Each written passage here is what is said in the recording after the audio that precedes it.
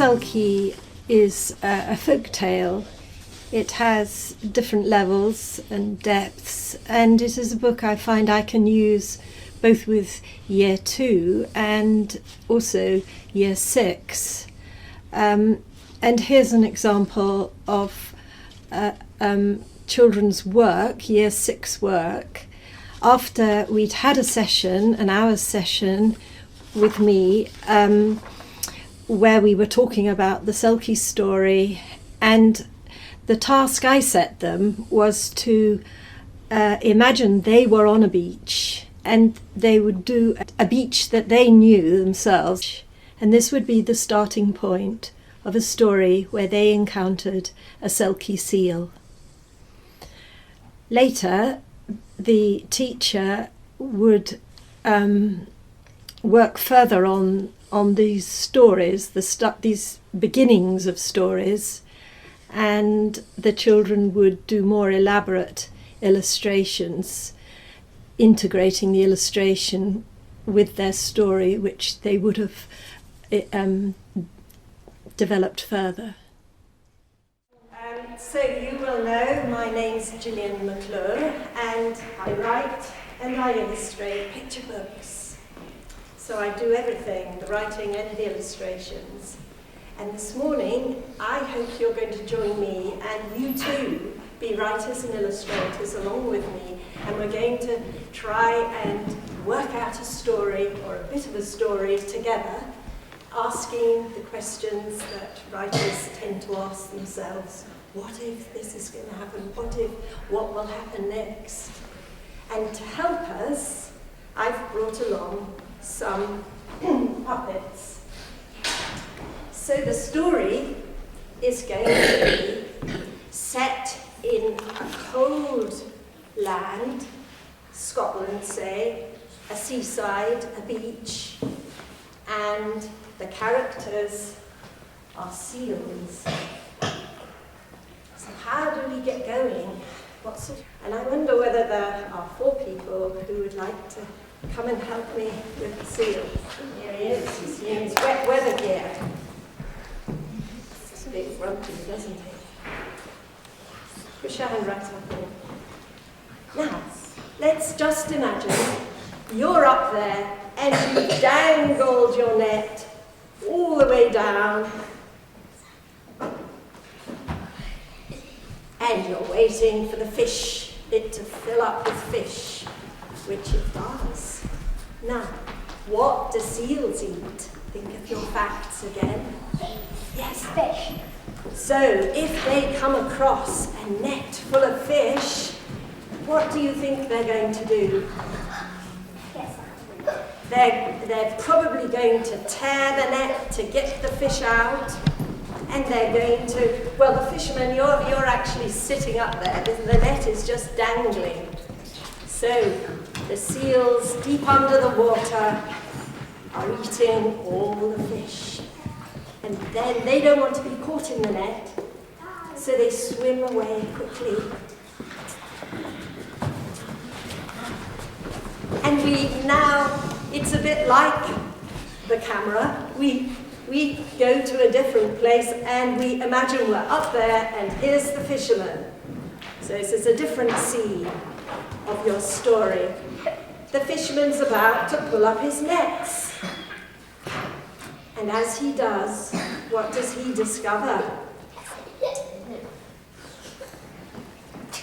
Oh dear. He hasn't caught anything. He hasn't caught anything. And look, the nets are all in tatters. He's very cross. Show them your face. Now, can you describe this character? What's he feeling? Yes, you. Mad. He's feeling mad. He's feeling grumpy. Furious. Cross. Hot, yes. I suppose you do get hot when you're cross. Now he's got a very boring time mending his net. So I think we'll move your boat just over here a little, and you can be mending your net, and we'll go back to the seals. They've had a good meal. And now they're going to swim up and up and up and pop their heads out of the water. So think hard about your story. Is it going to be a really happy story, or is it maybe going to have some sort of menace, and you might want perhaps stormy weather?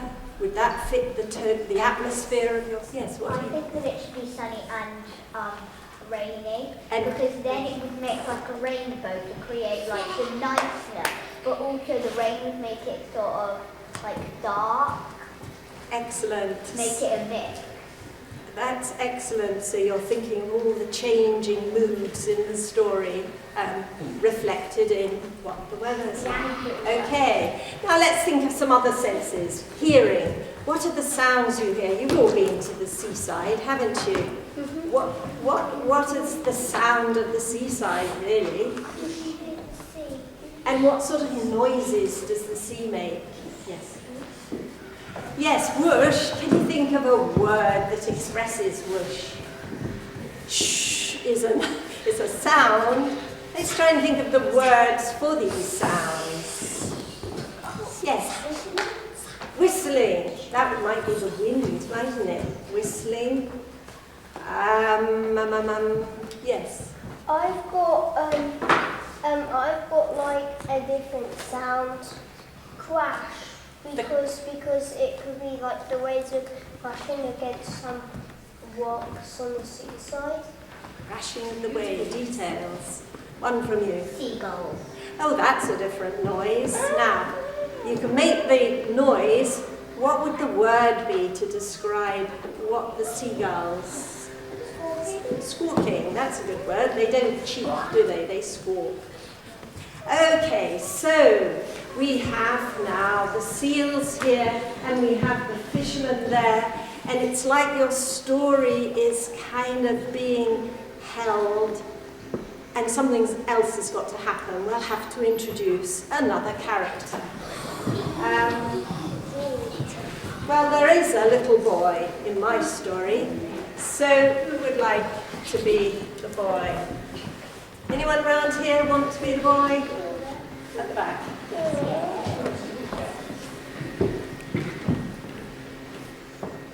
Now, in a picture book, you've only got 32 pages. So if your book is going to be a picture book, it's not like a chapter book with perhaps 50 pages. You haven't got much room for a lot of different characters. So instead of having the boy, Peter, we'll call him, living with his mum and his dad and his brothers and his sisters and his dog and his cat, that's too many characters for the book. So let's imagine he lives with his granny. Would you like to be the granny? Okay. So let's have the granny and Peter over here. And this is like another little scene of the story.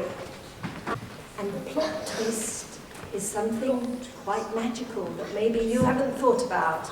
But the word Selkie, and Peter has heard his granny say that there are magical seals, Selkie seals.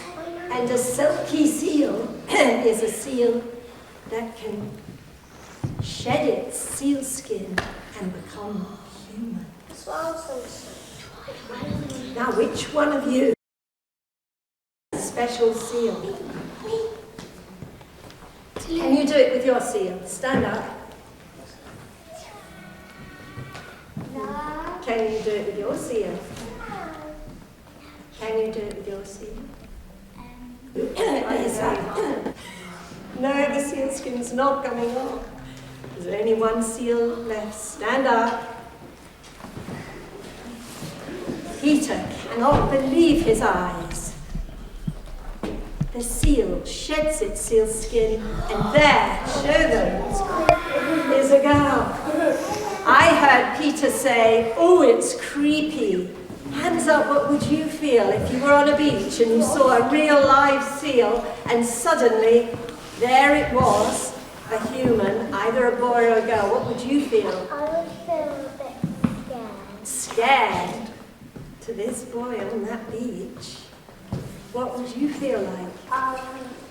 Surprised. Surprised, shocked, Scared. scared, yes, I do. amazed and terrified. But she gives him her seal skin and Peter puts it on.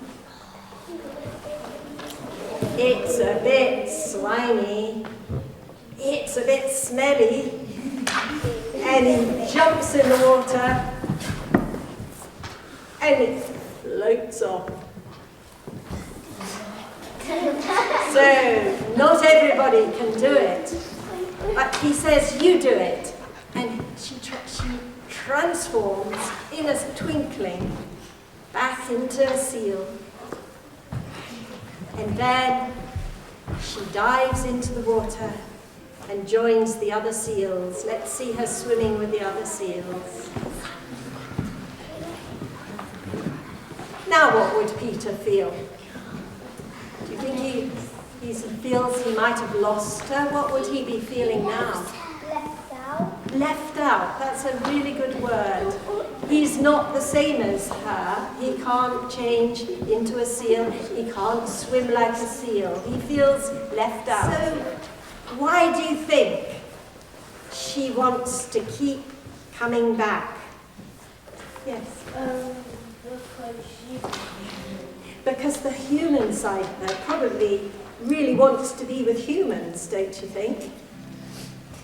And in the story, what are all the hazards? What are the dangers to this Selkie girl? Lots more to do. So, in the story, you've got to imagine the whole of the rest of your story, where the fisherman who's been watching all this is going to come and possibly, as you say, grab the Selkie. And then how are you going to rescue her and involve Granny too? I'd like you to give them all a big clap. This story isn't finished, but we've got more to do. So would you like to finish that story? On your own or with your class teacher? If you have a burning desire to tell the whole story, that would be great. And you could do pictures as well. So, because I'm an illustrator as well, that's only half my job. So what I do is I work out a story and I make up a little rough book. It's called a dummy book. And they're little black and white pictures, sketches. This is what you could do with your story. You could sketch the beach where you see the Selkie. And I get the writing all put down with the pictures.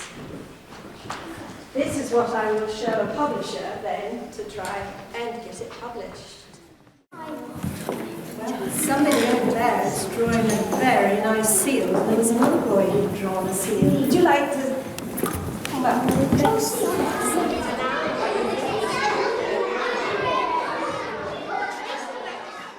Your face changed. I have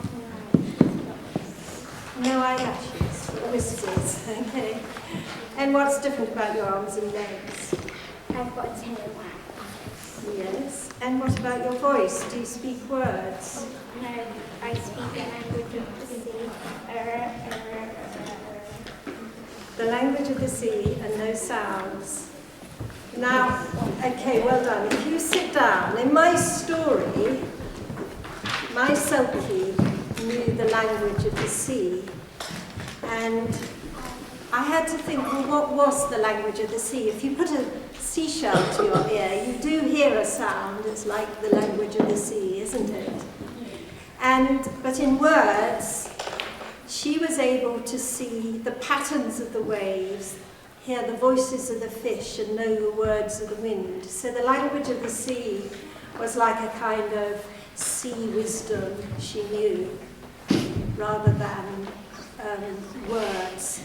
And she teaches the boy this in thanks, so he learns this language, and in the end it helps him. But that nasty fisherman, he wants to learn because he thinks it might lead him to treasure and wealth. And Selkie has to say, a greedy man can never learn the secret language of the sea. So that becomes part of the Selkie story, the actual words and the language of the sea. Now let's have year 4. Would you like to stand up and maybe both of you do? Both of you. Oh, you were doing, yes, let's have the 3 of you up. So, slightly different questions. Selkie, a shape changer. Imagine you are actually changing into a seal. What does it feel like? It feels weird having 2 different bodies and being able to change whenever you want. Yes, so you're thinking about 2 different states and they're so different. Is there anyone here who, picking up on this word weird, has anyone thought it might be painful? Nobody said that. What did you say? Sort of when you're turning from a seal into a human, because you're basically like taking your skin off. Yes, so you're thinking that it could be an uncomfortable experience. And then, do you move differently? Yes, because as a seal, you wouldn't walk like a human. A seal would flap its flipper. Yes. What have you put about moving differently? You have to flip them. Flip your flipper.